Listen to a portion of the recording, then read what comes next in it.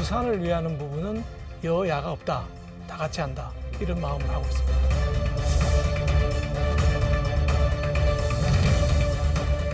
한 20년 정도 길게 보면 부산이 서울 따라잡을 수도 있겠다 하는 비전을 가지고 있습니다.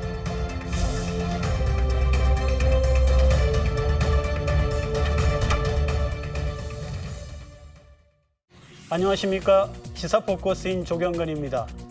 지난주 민주당에 이어 오늘은 국민의힘 박수영 부산시당 위원장과의 대담 준비되어 있습니다. 일본 여객선이 물샌 사실을 숨기고 한일 해협을 오갔다고 합니다.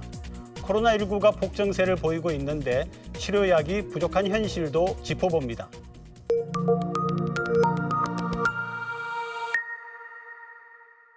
뉴스톡톡 오늘은 박수영 국민의힘 부산시당 위원장 나오셨습니다. 위원장님 어서 오시죠. 네, 안녕하십니까. 네. 지난 6월이죠. 만장일치로 부산시당 위원장 맡으셨는데 네네. 어떠셨습니까? 네. 사실 제가 너무 바빠서 네. 시당위원장 올해는 못하겠다라고 생각을 했었습니다. 제가 국회에서 기재위 간사, 그다음에 연금특위위원장, 그다음에 제1정조위원장, 그다음에 정책위원회 부의장 중요한 거 다 맡으셨네요. 이런 거를 맡고 있는 네, 상황에서 부산시당위원장까지 맡으면 너무 네. 힘들 것 같다고 했는데 우리 당의 중진 의원님들께서 네.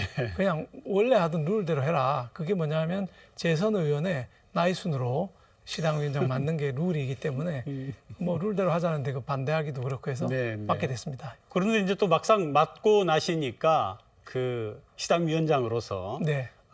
시당을 완전히 바꾸겠다, 황골탈퇴하겠다 이런 말씀하셨다고요. 그렇습니다. 네, 네. 예, 여러 가지로 황골탈퇴를 하는데 네. 우선 우리 시당 생기고 처음으로 제가 9명이나 징계를 했습니다. 오, 그러세요? 네, 당 뭐 제명도 시키고 네. 출당도 시키고 해서 9명이나 오. 당의 기강을 잡아야 되겠다 하는 게 있고요. 우리 당사가 20년 넘어서 너무 낡아 있습니다. 네, 저것도 네. 완전히 리모델링을 해서 이제는 카페 같은 분위기로 편하게 오실 수 있도록 그렇게 지금 바꾸고 있는 중에 있습니다. 앞으로 이제 어떻게 시당을 운영하실지 하고 특히 이제 야당과의 협치가 부산시 차원에서도 굉장히 필요한데요. 그 부분 좀 얘기 듣고 싶습니다. 네, 지난번 총선에서 우리가 전국적으로 대패를 했거든요.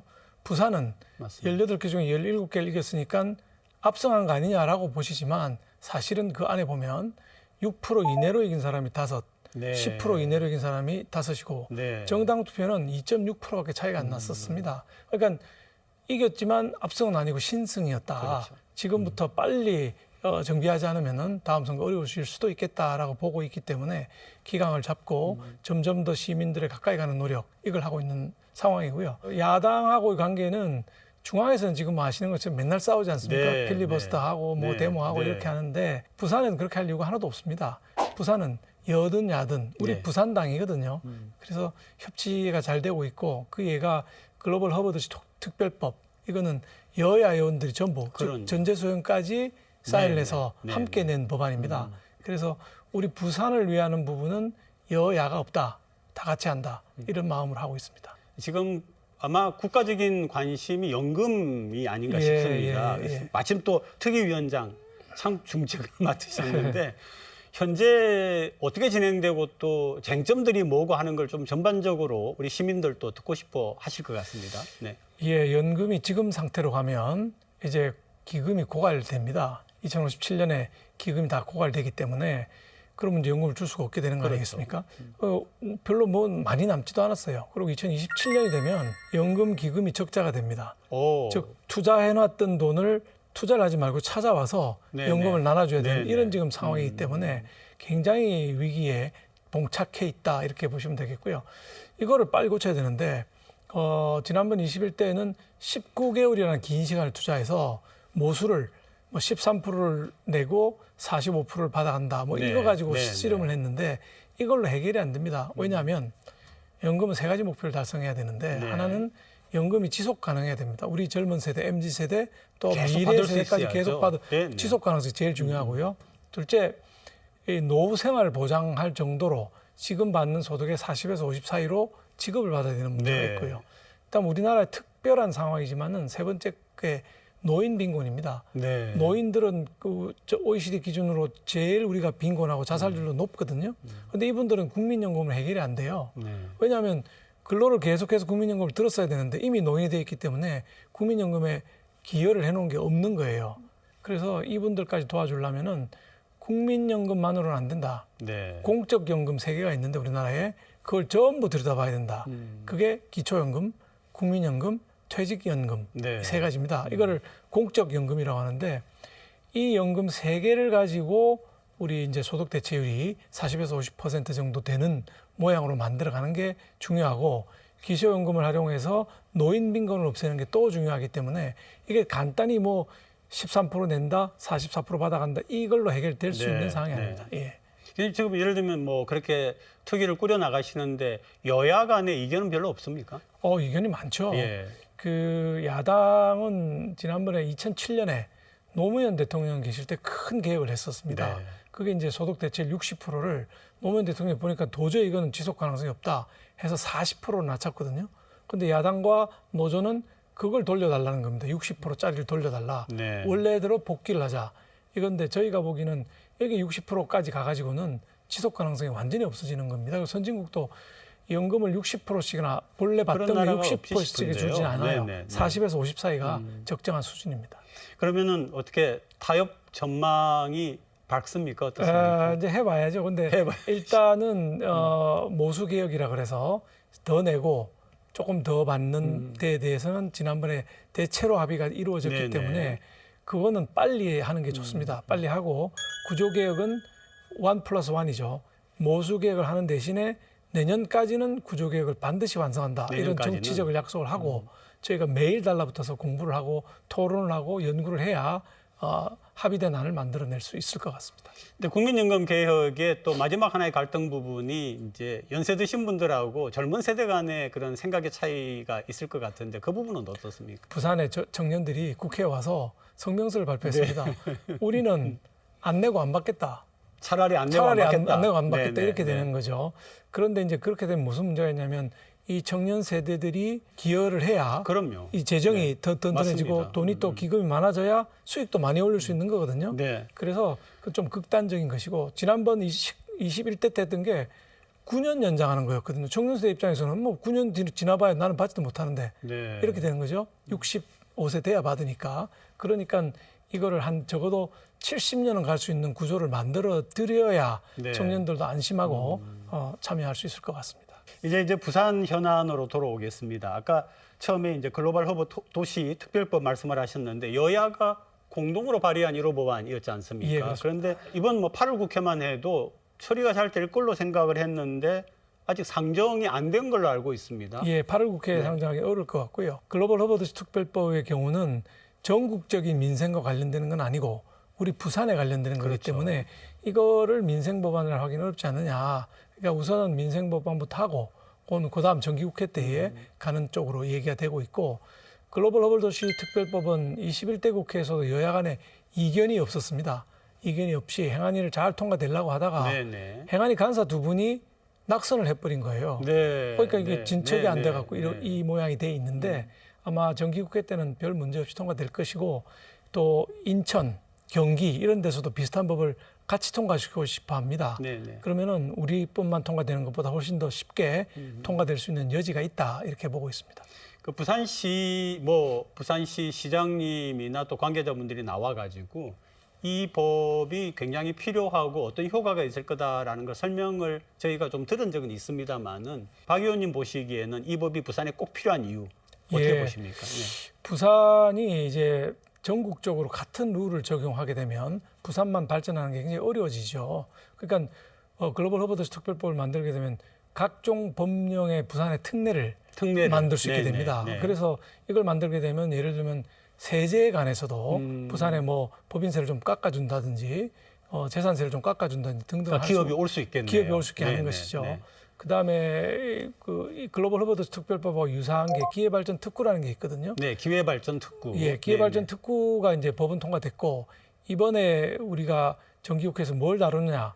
기회발전 특구로 이전하는 기업에 대해서는 상속세를 상속세를 네네. 면제를 네, 해줍니다. 네, 이연시키는 거죠. 네. 그래서 자녀가 1대든 2대든 3대든 4대든 5대든 기업을 계속 경영하는 한은 상속세를 안 물립니다. 네, 네. 또 5대째 가서 이 친구가 난 못하겠어 하고 팔면 그때 이제 세금을 매기는 이른바 자본 이득세 방식으로 바꾸게 됩니다. 네네네. 그러니까 뭐 이런 것들이 자꾸 겹치게 되면 우리 부산이 충분히 발전할 수 있는 여지가 생기게 되는 것이죠. 부산시와 함께 15개 주요 현안에 대해서 얘기를 나누셨다고 들었거든요. 좀 소개해 주시죠. 제일 중요하게 생각하는 게 이제 가덕 신공항, 가덕 신공항. 그다음에 산업은행 이전, 네. 뭐 이런 것들부터 시작해서 글로벌 허브 도시 실현 문제, 남북권 혁신 성장 문제, 도시의 균형 발전 문제, 그다음에 우리 부산에 물이 상당히 들어오니까 그러니까요. 지수원 이런 네, 것 네. 때문에 안전하고 깨끗한 도시 만들기 이렇게 4가지 카테고리가 있었거든요.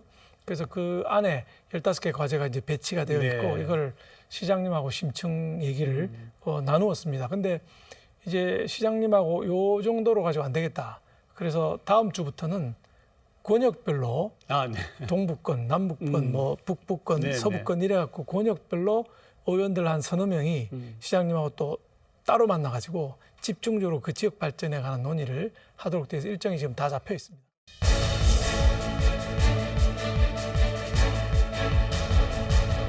엑스포 유치하고는 별개로 북한 개발과 부산시 도시 전체를 업그레이드 시키는 것은 착착 진행이 되고 있다.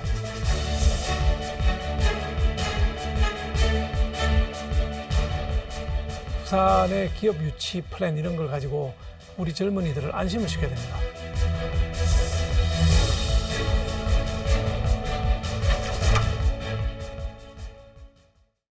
열다섯 개 중에서 우리 위원장님 생각하시기에 가장 급하고 중대하다라고 하는 순위를 매긴다면 어떤 시기에 되겠습니까? 저는 역시 우리 부산이 발전하기 위해서는 산업은행 이전 예. 이게 제일 급할 것 같고요.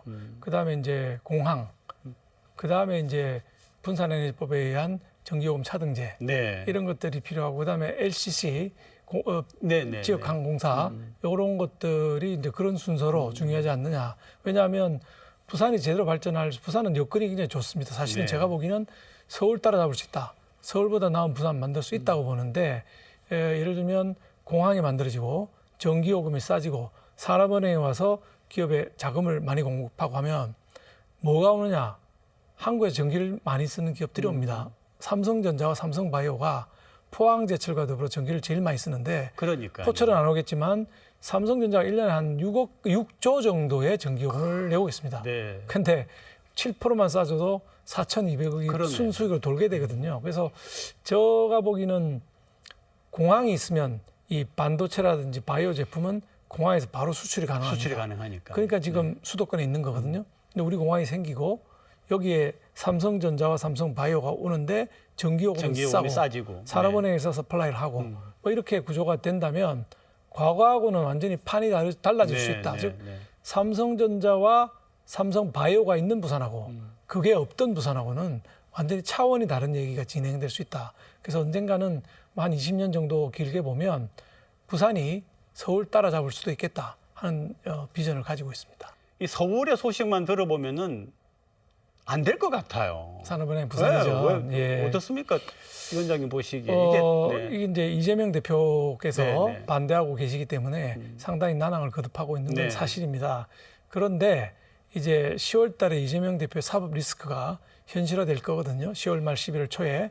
그러면 더불어민주당 측에서도 이제는 혼자 밀어붙이기보다는 협치를 할 가능성이 있습니다. 그래서 그게 이재명 대표가 통과시키고 싶어하는 어떤 법을 밀어붙이기보다는 우리하고 협의해서 하게 되고 그러면 딜이 되는 거죠. 산업은행법 그걸 끼워서 가는 거죠.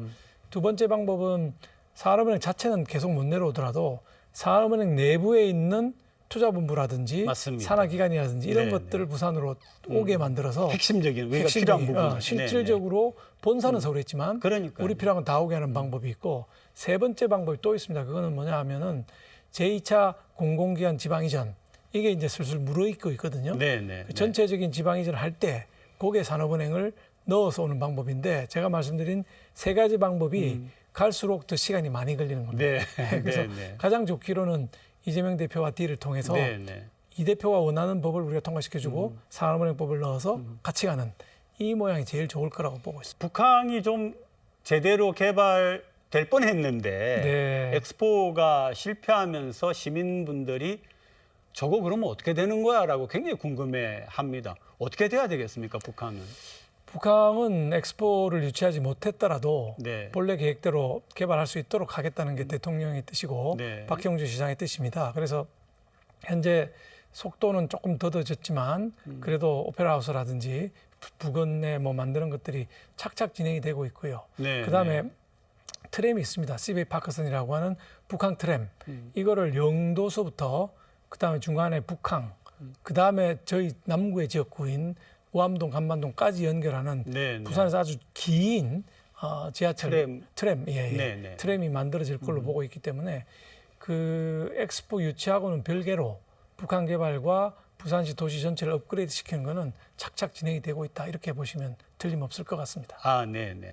아까 이제 권역별 말씀을 하셨지 않습니까? 네. 부산시의 권역별로 참 좋은 아이디어 같습니다. 뭉뚱그리면은 어떤 거는 소홀해지고 밀리고 할 수밖에 없는데 이제 그런 부분에서 가장 많이 이야기되는 게 서부산 발전입니다. 그렇죠. 예, 동부산에 비해 서부산이 너무 낙후가 되어 와서 뭐 장기적으로는 가덕 신공항이 되면은 또 그게 파급 효과가 있을 거다라고 하는데 서부산 발전 부분은 어떻게 위원장님 보고 계십니까? 그러니까 뭐 서부산만 발전시키겠다 이런 식으로 가서는 안 될 거고요. 네, 네, 네. 부산 전체를 동서간에 균형 있게 발전시켜 나가야 되겠다는 시각에서 바라보면 뭐 서부산이야말로 미래의 땅이거든요. 우리가 네. 넓은 땅도 많이 있고 공항도 들어가고 그다음에 가덕 신항도 들어가 있으니까 신항도 있고요. 이런 게 이제 철도도 연결될 거 아닙니까? 그러면 우리 부산의 물류 중심지가 그 서부산으로 가게 되고 그 서부산에 우리 또 강한 아주 유능한 의원님들이 많이 계시지 않습니까? 네, 네, 김도읍 네. 의원이라든지 네, 뭐 네.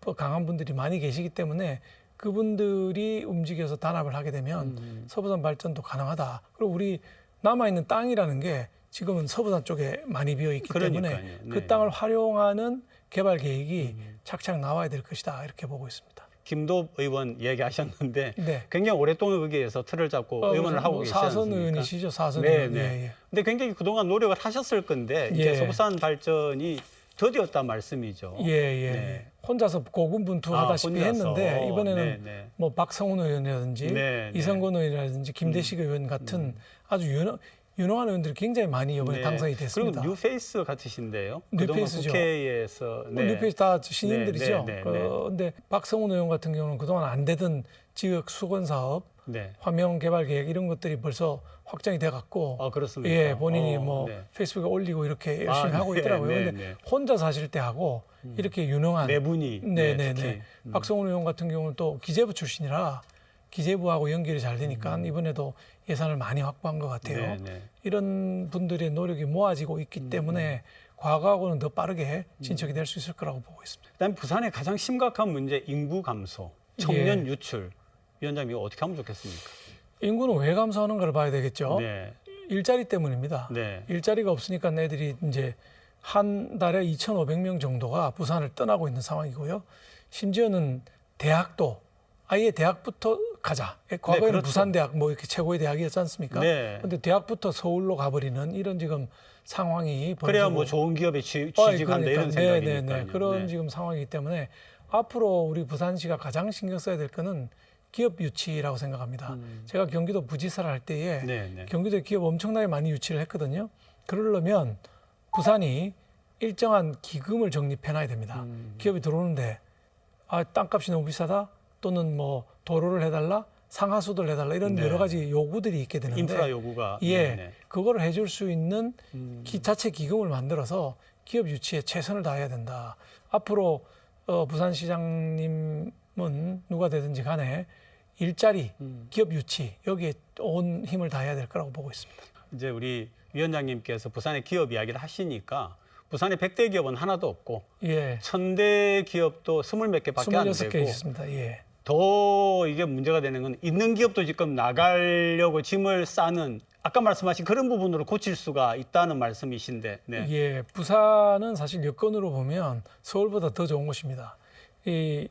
그 태평양 항로, 그러니까 북극 항로, 네네. 그다음에 시베리아 철도 이런 게 모두 시작하는 지점이거든요. 그런데 부산은 이 다른 지역하고 똑같이 뭘 개발하려고 할 게 아니라 부산이 가지고 있는 내재적 가치, 바다는 부산을 떠날 수가 없는 거 아닙니까? 네네. 그러니까 조선이라든지 해양이라든지 그다음에 그 해양 금융이라든지 이런 바다를 중심으로 한 거하고 관광 네. 그다음에 산업은행이 내려오니까 이제 금융 이런 특화된 기업들을 집중적으로 시가 육성을 하고 도와드려야 됩니다. 네. 그러면 제 생각에는 한 공항과 이런 다른 제도들을 합하면은 한 길게 20년 보면 서울 따라잡을 수 있을 것이다 이렇게 봅니다. 남구이시기 때문에 껄끄러우실 수도 있는데 이기대 쪽에 그 어떤 아파트가 지금 들어오게 되어서 거기 뭐 폼피듀 센터 분관도 미술관 생기고 분관이 뭐 들어오고, 하는데 이게 과연 옳으냐라고 하는 반대도 많이 있고요. 그래서 부산시장과 그 남구의 그 책임자에게 좀 비판도 좀 많은 상황인데 지역구이시기 때문에 이 문제는 어떻게 보고 계십니까?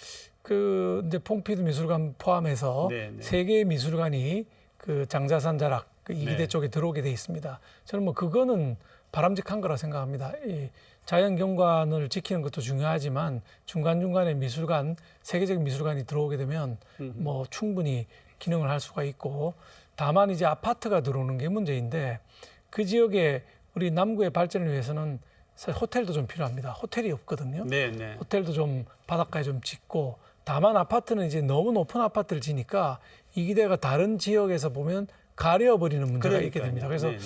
이렇게 이 다른 나라도 보면 경관이 좋은 곳에서는 고층 아파트보다는 저층의 빌라 단지 이런 거에서 산의 실루엣, 이기대 실루엣이 다 남게 만드는 쪽으로 네, 개발이 되고 네. 있기 때문에 우리도 부산시가 허가를 일단 내줬다고는 하나 최종적으로는 남구청에서 이제 건축 허가는 남구청에서 나야 될 네, 겁니다. 경관심이라든지 뭐 이런 거는 부산시 몫이지만 그 과정에서 뭔가 좀 타협책이 나오지 않겠나 보고 있고 제가 듣기로도 그 조만간 타협책이 나올 거로 듣고 있습니다. 조금 있으면은 금정구청장 보궐선거가 있는 걸로 알고 예, 있습니다. 예, 어떤 시당위원장이시니까 어떤 대비를 예, 뭐 저기 이제 조국 혁신당에서도 후보가 나오고 민주당에서 네, 네. 후보가 나와서 뭐 개혁신당도 개혁신당도 이야기가 있는 것 나오고 같은데요. 그래서 사파전이 네, 될 걸로 네, 네. 이렇게 예상이 되고 있는데 금정구에 우리가 유리한 선거구라고는 한 번도 보수가 뺏긴 적이 없는 네, 곳이긴 네. 합니다만은 네.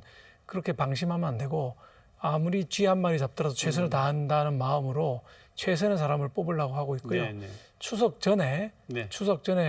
후보를 확정해서 추석 밥상에 우리는 어떤 후보를 내놨다는 것이 주민들한테 알려줄 수 네, 있도록 속도를 내고 있습니다. 근데 한 10명 정도가 지금 나오겠다고 하셔서 네, 네. 잘 골라야죠. 이제 시청자분들, 부산 시민들께 인사 부탁드립니다. 우리 부산은 여건으로 봐서는 서울보다 나은 부산 만들 수 있다고 생각합니다. 다만 우리 부산의 분들이 더 단합하고 더 화합해서 우리 부산을 위한 정책들을 만들어 간다면은 서울보다 나은 부산 만들 수 있다고 생각합니다. 자부심 갖고 저희들과 함께 좋은 부산 만들어 가셨으면 좋겠습니다. 정말 고맙습니다. 오늘 감사합니다.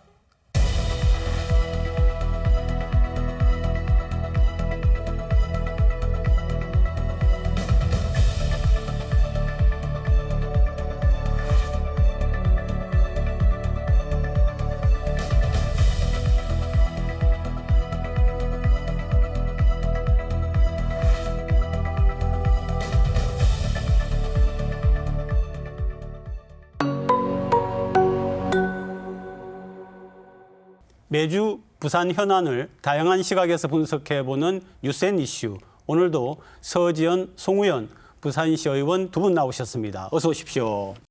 오늘 첫 번째 이슈는 물 새는데 승객을 태우고 운행해온 한일 여객선에 관한 얘기입니다. 영상부터 보시겠습니다. 부산과 후쿠오카를 오가는 일본 여객선 퀸 비트로. 지난 14일 운영사는 선체 누수를 조직적으로 숨겼을 뿐만 아니라 침수경보 센서 위치를 조작했고 이중장부까지 만들어 이상이 없다고 거짓 보고했다며 일본에서 사과 기자회견을 했습니다. 그런데 운영사뿐 아니라 배의 안전점검을 담당하는 우리 기관의 관리도 허술했던 것으로 드러났습니다.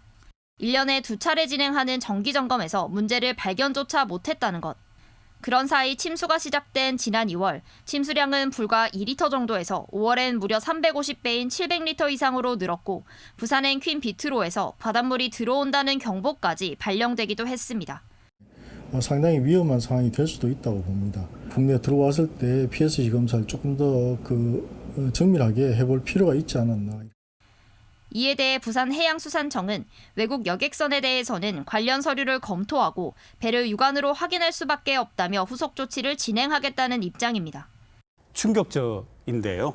퀸 비트로 부산하고 후쿠오카로 오가는 그런 여객선 아닙니까? 그런데 선체에서 물이 샜다, 누수가 있었다라고 하는 건데 이게 과연 있을 수 있는 일인지 자 우선 그 사실관계부터 좀 한번 따져보죠. 8월 13일부터 운항을 중지해서 지금 11월 25일까지 신규 예약을 지금 받지 않고 있는 그런 상황이고요.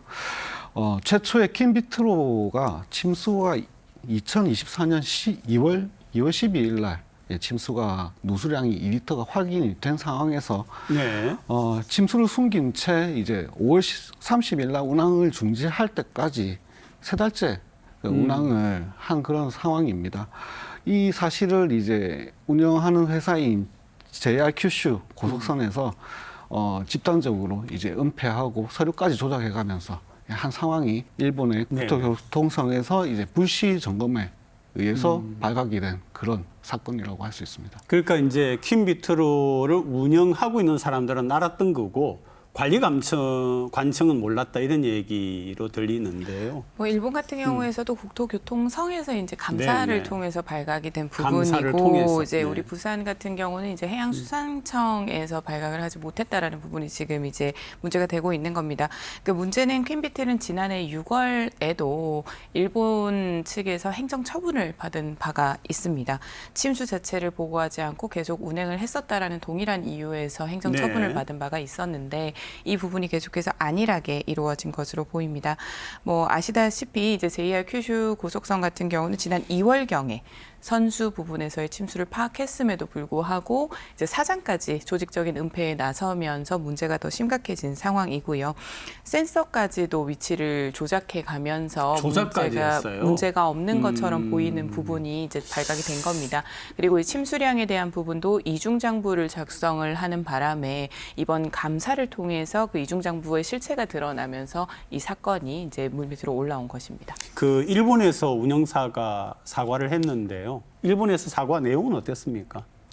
일단 퀸비트로 운영사인 JR 큐슈 네. 모회사인 이제 JR 큐슈 임원들까지 이제 나와가지고 기자회견을 했습니다. 근데 정작에 이제 한국 측에는 정확한 사유를 고지를 하거나 아니면 별도의 사과문을 네. 기재하는 그런 것들 없이 운항을 중단한다는 공지만 지금 올린 상태라서 그 대응에 대해서도 저희가 그 한번 문제점을 제기할 수밖에 없을 것 같습니다. 그러니까 특히 이제 부산 같은 경우는 부산시도 있고 부산시 의회도 있고 한데 뭐라고 해야 되지 않나 하는 생각인데. 뭐 아무래도 우리 네. 부산이나 우리 자국민들의 안전을 네. 위협했던 사안이기 때문에 이제 외교부에서든 해수부에서든 조치를 취할 수는 있는 문제라고 생각을 합니다. 이제 다만 일본 안에서도 굉장히 지금 논란이 많은 부분입니다. 네. 지금 2년 전에 홋카이도 같은 경우는 시레토쿠 앞바다에서 26명 승객 전원이 사망했던 침수 사고가 있었습니다. 그러니까 그 사고 이후로 안전에 대한 경각심이 늘어났는데도 대기업이라고 볼 수 있는 이 JR 큐슈의 모회사가 있는 이 자회사에서 이런 사고가 일어났다라는 부분도 굉장히 지탄을 받고 있고요. 특히 지금 JR 큐슈 고속선의 사장을 해임했다라고는 하지만 네. JR 큐슈의 임원으로는 그대로 남아 있는 상황입니다. 네. 이제 이런 부분도 지금 이해하기 어려운 인사라는 평가가 나오고 있고요. 특히 이번 기자회견에서는 JR 큐슈의 사장 고궁요지 사장이 참석하지 않았습니다. 네. 그래서 이러한 안전관리에 대한 불신도 비난이 높아지고 있고요. 그러니까 아시다시피 JR 큐슈는 민자 도시철도 회사입니다. 그러니까 현재 이 회사 자체에서 그 수익에 주는 타격 회피라든지 그리고 이제 적자에 대한 부분을 이제 집중을 해서 해결을 하기 위해서 재래선 열차 개수를 삭감하거나 역을 무인화하고 있는 이런 비용 절감이 적극적으로 이루어지고 있는 상황에서 네. 이런 자회사에 대한 안전 진단이나 인력 보강도 부실했던 것이 아니나라는 평가가 나오고 있습니다. 사실은 지금 안전 문제 그러면은 뭐 선박뿐만 아니라 항공기도 마찬가지고요. 그런 경우에 이제 안전관리감도 우리가 하겠다라고 하는 거는 조금 뭐 그래 보이긴 합니다. 근데 전혀 그게 불가능한 거예요. 항만 같은 경우에서는 항만국 통제라고 해서 네네. 이제 PSC라고 하는 제도가 있습니다. 아, 그러니까 네. 이 부분은 외국적 선박의 선원과 선박의 안전 그리고 해양 오염 방지를 위해서 국제 협약 기준에 따라서 안전 운항 능력을 확보했는지를 이제 우리나라 에서도 점검을 할 수 있는 제도입니다. 그러면 부산 같은 경우는 해수청에서 이런 부분을 관장할 수 있는데 강원도 같은 경우는 올해부터 이 PSC를 좀 강화해서 행정 처분도 내리고 출항 자체를 제재하겠다라는 발표도 있었지만 부산 같은 경우는 이 부분이 없었던 것이 이제 저희가 조금 더 들여다보고 함께 가해야 되는 부분이라 생각합니다. 세월호 참사 이후에 국내 이제 선박법이라든지 이런 관련 법령들이 많이 정비가 된 이후에 그 선박의 노후라든지 선령 기준에 대한 그런 것들이 더욱 이제 강화가 된 상태에서 국내 이제 선박들에 대해서는 통제가 어느 정도 되고 네네. 있다고 생각을 하지만 앞서 말씀 주신 것처럼 항만국 통제라는 것이 결국에는 국제 협약에 따른 그런 네네. 것들이기 때문에 국제 협약은 결국에는 자국의 이제 정부에서 선박의 안전관리 주체인 그 선박 회사 그리고 저 선박에서 이제 그 관리를 한 거에 대한 승인을 해주면 그 승인에 따라서 이제 들어오는 것들을 동승을 해서 육안으로 확인할 수 있는 그런 방법밖에 없기 때문에 이번 해수청에서도 그런 한계가 분명히 있다. 네. 이런 점 때문에 어느 정도 그 부분 앞으로 이제 국제 협약이나 이런 것들 부분을 조금씩 보완해 나갈 필요가 좀 지금 있다고 그러니까 두 분 생각합니다. 말씀을 들어보면 협약이 있다. 어느 정도 관리 감독에 이렇게 좀 관여할 수 있는 부분이 있다. 그런데 그게 전혀 그 실효성이 있는 그런 정도의 권한은 아니다. 이런 얘기인가요? 지역의 청에 따라서 청의 방침에 따라서 좀 달라지는 부분이라고 네, 생각을 네. 합니다. 타국, 그러니까 외국의 자산이고 민간 회사이기 때문에 아주 강제적으로 하는 부분은 어렵겠지만 사전 네. 협약을 통해서는 충분히 가능할 것으로 보이고요. 앞서 말씀드린 것처럼 퀸비틀호 같은 경우는 작년 6월에도 일본 자체에서 행정 처분을 받은 바가 있기 때문에 이러한 부분에 대해서는 이제 부산 해수청도 조금 더 강도 높게 봐야 된다라는 지점을 좀 강조드립니다. 시민들이 가장 걱정하는 부분은요. 뭐 법안이나 규정이 엄밀하게 되어 있다. 좋다 이거예요. 근데 그대로 그 관리 감독의 책임이 있는 분들이 나서 가지고 철저하게 성실하게 하고 있느냐 이 부분이거든요. 그러니까 결과적으로는 국제 협약도 있고 우리나라의 승객들도 타기는 합니다만 퀸비틀호 자체에서 하는 안전 점검과 서류를 믿을 수밖에 없는 구조입니다. 뭐 비행기를 통해서도 항만을 통해서도 각 회사에서의 진행되는 그 매뉴얼에 따를 것이다라는 신뢰하에 이루어지는 것이기 때문에 결국은 이 안전 문제에 대해서 항상 경각심을 가져야 된다라는 부분인데요. 지금 우리나라 같은 경우는 우리나라 소재의 선박에 대해서는 지방해양수산청 그리고 운항관리자 그리고 해양경찰청이 합동으로 현재 조사는 들어갑니다. 그리고 부산 같은 경우는 부산과 대마도 선에 대해서는 동승을 해서 수속부터 운행하는 그 현황까지 네네. 함께 보는 상황까지는 가능했습니다. 다만 이번 퀸비틀호의 사고가 발생을 하면서 보다 더 그 PSC에 대한 조약을 강화한다든지 부산 자체에서도 이 부분을 할 수 있도록 의회에서도 챙기겠습니다.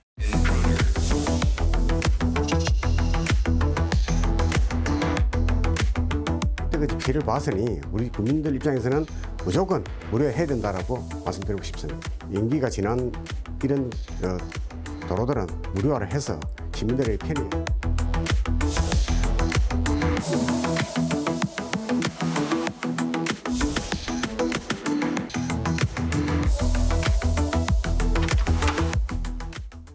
우리가 몇 번 언급을 했는데 지형상 터널이 굉장히 많잖아요.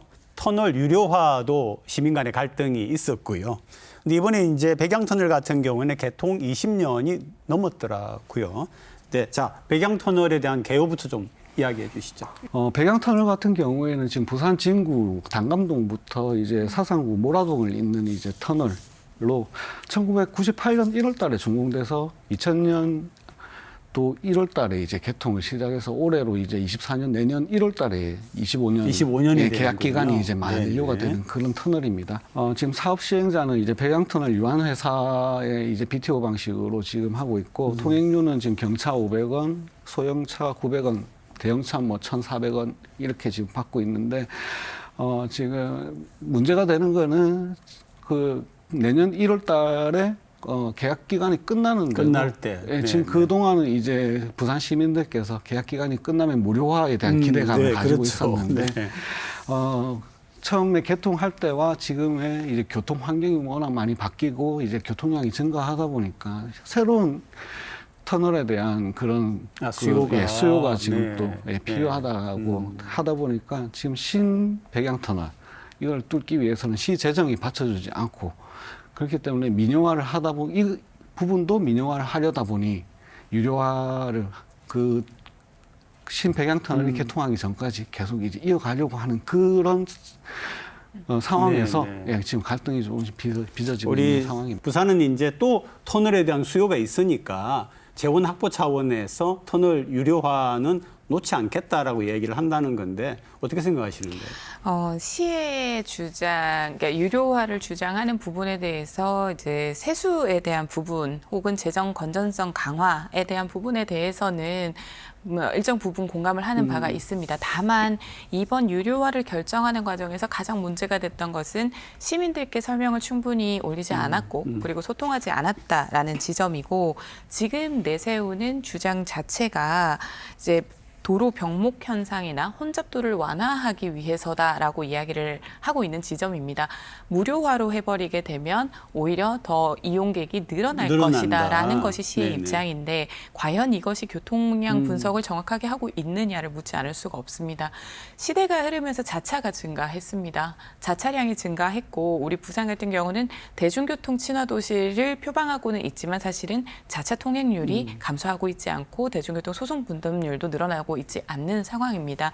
이제 그런 부분에서 이 부분을 약간 감액한 금액으로 통행료를 그대로 붓는다고 해서 과연 이 문제가 해결이 될지 교통 체증이 해결이 될지에 대해서는 시민들께서 쉽게 납득하실 수가 없습니다. 그러니까요. 이게 그러니까 터널을 이용하는 거는 시민의 편의성의 부분인데 유료화를 통해서 통행량을 그래도 유지를 하거나 줄이겠다라고 하는 거는 그러면 편의성을 좀 해친다는 해석이 어떻습니까? 지금 가장 그러니까 갈등되는 지점이 그겁니다. 그거죠. 네. 예, 지금 이렇게 유료화하는 이유는 근본적으로 이제 신백양터널 이제 개통 때문에 네. 예, 그 개통하는 비용을 시비로 이제 충당할 수 없기 네, 때문에 네, 지금 네. 이렇게 유료화를 하는 부분인데 제가 파악하기로는 국토부에서 지금 시행하고 있는 혼잡도로 네, 이제 네, 개선 네. 사업이 있습니다. 그 개선 사업에 이제 선정이 되면은 국비를 50% 받아서 이제 진행할 수 있는 부분들도 있는데 과연 시에서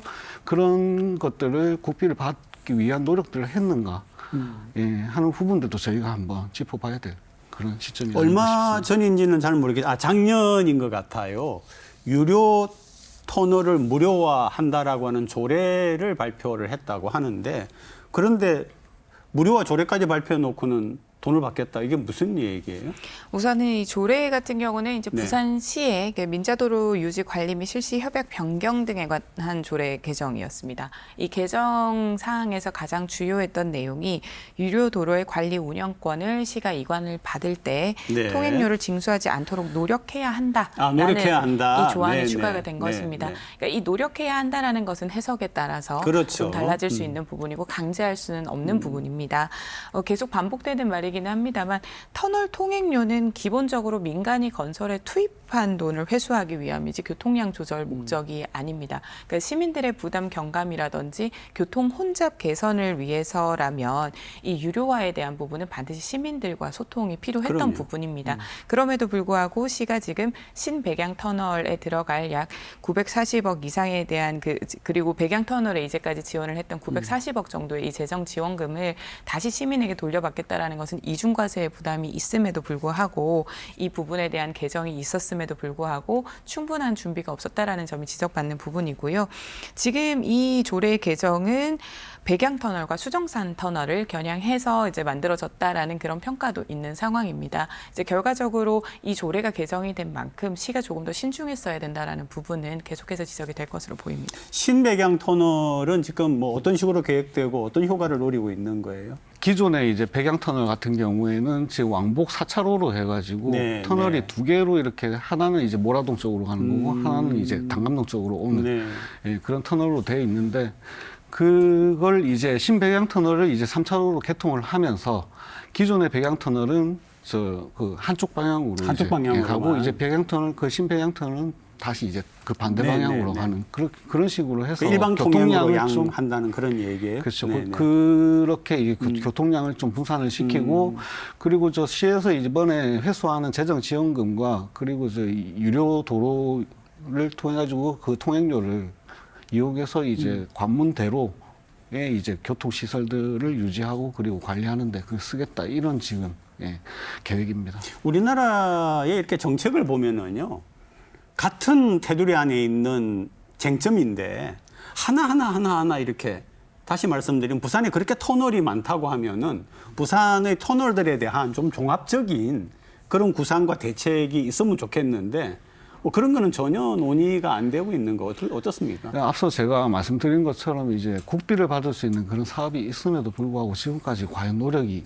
있었는가? 그러니까요. 의문이 되는 그런 지점도 저희가 그 이전에 저희가 어차피 저 계약 기간은 정해져 있는 거고 이런 계약 기간이 있기 전에 그 무료화를 하기 위한 노력들 그리고 저 국비나 이제 다른 예산을 들여와서 할 수 있는 그런 노력들이 과연 있었는가 그런 것들이 필요했다 생각을 하고 그리고 저희 시의회 같은 경우에도 지금 앞서 서 의원님께서 말씀 주신 것처럼 지금 소관하는 그런 상임위가 네. 이게 업무가 분산이 되어 있습니다. 아, 그렇습니까? 그러다 네. 보니까 저희가 저 시의회에서 견제하고 감시할 수 있는 그런 역할들이 좀 역량들이 좀 분산이 되고 그리고 일관성이 없어지는 그런 문제점이 있는데 앞으로도 시의회에서도 이런 업무 분장 조절을 통해 가지고 좀 더 견제와 감시하는 그런 역할들을 강화할 수 있는 그런 방법들이 좀 필요한 상황입니다. 최근 고열과 몸살 증상으로 병원을 찾는 코로나19 환자들이 부쩍 늘었습니다. 부산 지역 18개 병원의 표본 감시 결과 지난달 7명이던 코로나19 입원 환자 수는 이번 달에 51명으로 7배가량 늘었습니다. 문제는 약입니다. 고위험군 대상의 먹는 치료제인 팍스로비드와 라게브리오는 품귀 현상을 보이고 있습니다. 치료제 사용량은 한 달 전 594개에서 이번 달 5,267개로 10배가량 폭증했습니다. 수요는 넘쳐나는데 약국에 들어오는 양은 턱없이 부족합니다. 또 아예 들어오는 물량이 없다 보니까 약국에도 공급을 제대로 받지 못하고 있는 상황이에요. 부산시는 긴급 대응에 나섰습니다. 질병청과 협의하여 정기 약 배송을 주 1회에서 주 2회로 늘렸고 긴급 물량에 대한 수시 배송을 요청하고 있습니다. 코로나19 환자 증가를 지금 폭증이라고까지 이야기하는 두 분은 괜찮으신 거예요? 네. 네. 아직까지는 괜찮습니다. 네. 저희는 자, 환자 증가 현황이 어떻습니까? 지금 8월 18일 질병관리청에서 이제 표본 감시를 한 소식지에 따르면 올해 32주차 같은 경우에서는 입원 환자가 1,359명으로 집계가 됐습니다. 앞서 29주차가 229명이었던 숫자를 생각을 하면 증폭 그리고 폭증이라는 단어가 맞는 것 같습니다. 거기다 이제 개학 시즌이 도래했고 그렇죠. 그리고 추석도 앞두고 있는 상황에서 지금 이 감염관리법에 대한 부분이 조금 안일하진 않나라는 문제와 또 치료제에 대한 수급 문제가 함께 지금 겹치면서 불안감이 함께 늘어나고 있는 상황입니다. 지금 이제 그 걱정하는 부분이 격리 의무가 없는 거 하고요. 예. 또 하나는 이제 진이 의심될 때 자비로 받아야 되는데 이게 비용이 만만찮은 것 같더라고요. 병원에서 실시하는 코로나19 검사가 지금 3만 원, 1인당 3만 원으로 3만 원. 네. 되고 있고요. 부산시에서는 근데 선제적으로 대처를 해서 지금 사회적 그 저소득 취약계층 같은 경우에는 3만 키트를 이미 구입해서 지금 지급한 상태입니다.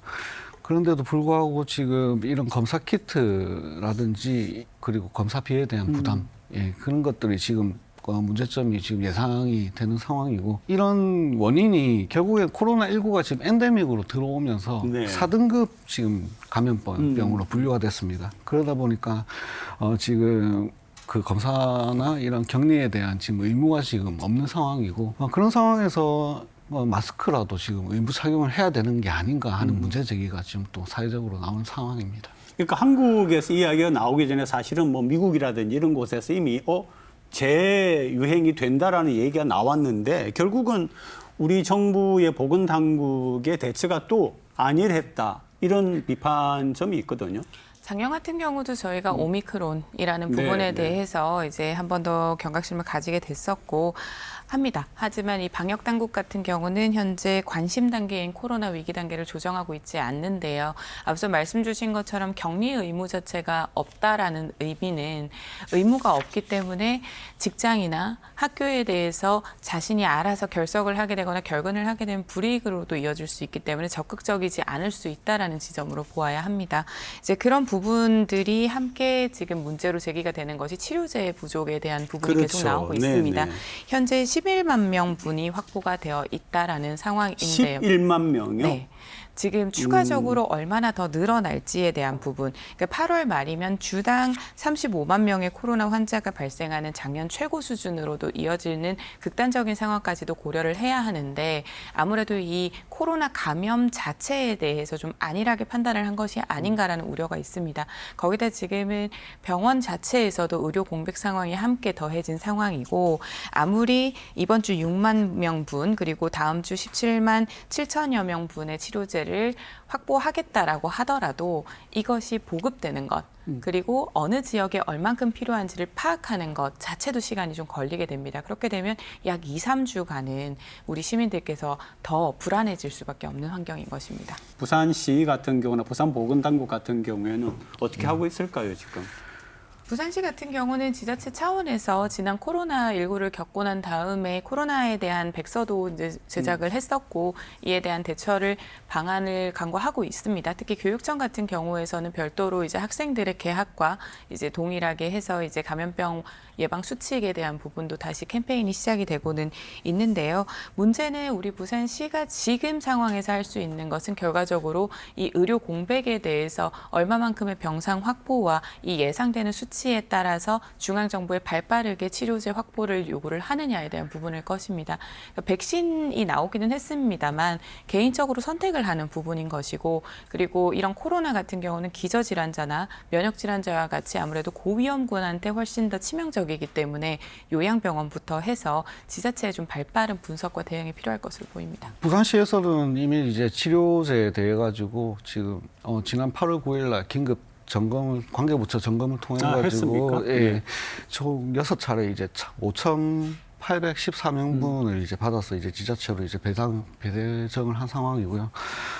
지금 앞으로 이제 의료협의체 등 유관기관들과 의사소통을 통해 가지고 상시적으로 이제 현장에서 상황을 면밀히 공유할 수 있는 그런 체제를 이제 마련할 계획입니다. 그리고 저 보건교사 대상으로 해서 감염병 관리 이제 모의 훈련을 지난 7월달에 실시한 상황이고 감염 취약시설 이제 전담 대응 조직을 운영하면서 집단 발생에 대한 대응 체계를 지금 계속 구축을 해 나가고 있는 그런 노력을 하고 있습니다. 그래서 저는 두 가지 점에 조금 의문 혹은 질문이 있는데요. 하나는 그냥 감기처럼 생각하는 그런 경향성이 분명히 뚜렷해요. 옛날처럼 막 아이고 이거 절대 걸리면 안 되는데 이런 게 아니라 뭔가 좀 느슨해진 이런 것도 있고요.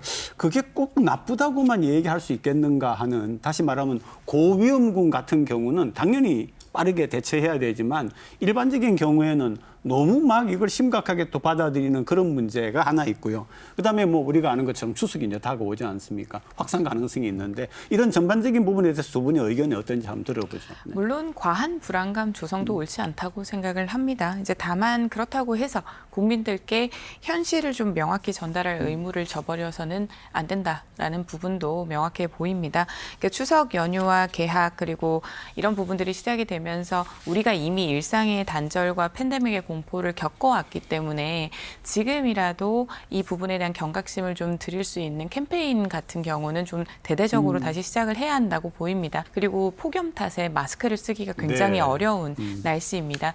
그런 만큼 이 부분에 대해서 손에 대한 위생과 그리고 비말 전달에 대한 부분에 대한 경각심은 다시 스스로가 좀 가질 수 있는 시기가 되길 바랍니다. 질병관리청에서 지난 9일 날 이런 올해 이제 8월 말까지 그 코로나 확산에 대한 이런 확산이 우려된다는 그런 예상을 했음에도 불구하고 이거에 대한 이제 대응이 그런 치료제나 그런 것들을 확보하는 대응이 발빠르게 움직이지 않았다는 거에 대해서는 저희가 조금은 사회적으로 그 정부 기관이나 이런 것들이 그 경각심이 조금 해진 부분이 있지 않은가 하는 우려도 있기 때문에 이번에 어떻게든 이런 코로나19 확산에 대한 사회적인 지금 그 우려가 지금 제기가 됐기 때문에 발빠른 대응을 통해서 더 이상 확산이 안 되게끔 하는 조치가 필요하다고 생각을 합니다.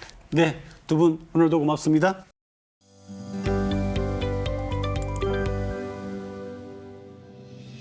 통계청이 발표한 올 상반기 시군구 주요 고용지표에서 부산 영도구가 실업률 5.8%로 전국에서 실업률이 가장 높은 것으로 나타났습니다. 영도구는 비경제활동 인구 비중도 49.9%로 전국에서 가장 높았습니다. 부산국제단편영화제가 2024 찾아가는 달빛극장을 다음 달부터 시작합니다. 올해 달빛극장은 9월 4일 수영구 작은 영화제를 시작으로 삼복도로 마을 등 문화시설이 부족하거나 영화관을 찾기 어려운 지역을 중심으로 오는 11월 말까지 시내 18곳에서 무료로 열립니다. 부산상공회의소가 학계와 의료계 등 각계인사 10여 명으로 구성된 맑은물 전담팀을 출범시키고 맑은 상수도 원수 확보를 위한 본격 논의에 들어갔습니다. 전담팀은 앞으로 상수도 취수원 다변화 사업을 적극 추진하고 취수 지역 주민과의 상생 방안도 적극 검토하기로 했습니다. 부산시가 구도운동장 재개발 사업을 시민 여론을 반영해 결정하겠다고 밝혔습니다. 구도운동장 재개발은 대규모 아파트 건립이 포함되면서 시민들과 지역 정치권에 거센 반발을 불러온 바 있습니다. 재개발 사업에 찬성 입장이었던 공안수 서구청장도 주민들이 주민 소환제를 추진하자 반대 입장으로 돌아섰습니다. 구도운동장에 아파트를 짓겠다는 계획이 발표되면서 한동안 지역사회가 시끄러웠습니다. 그런데 이 계획에 제동이 걸렸죠. 지역 주민과 시민사회, 정치권까지 결사반대 입장을 밝히면서 부산시도 해당 지역 구청장도 한 발 물러선 겁니다. 박형준 시장은 뒤늦게나마 서구 주민을 비롯한 시민과 직접 소통해서 합리적이고 투명한 의사결정을 하겠다는 입장을 밝혔습니다. 너무 당연한 거 아닌가요? 오늘 여기까지입니다. 다음 주 일요일 아침에 다시 찾아뵙겠습니다. 고맙습니다. No, I'm not colorblind. I know the world is black and white.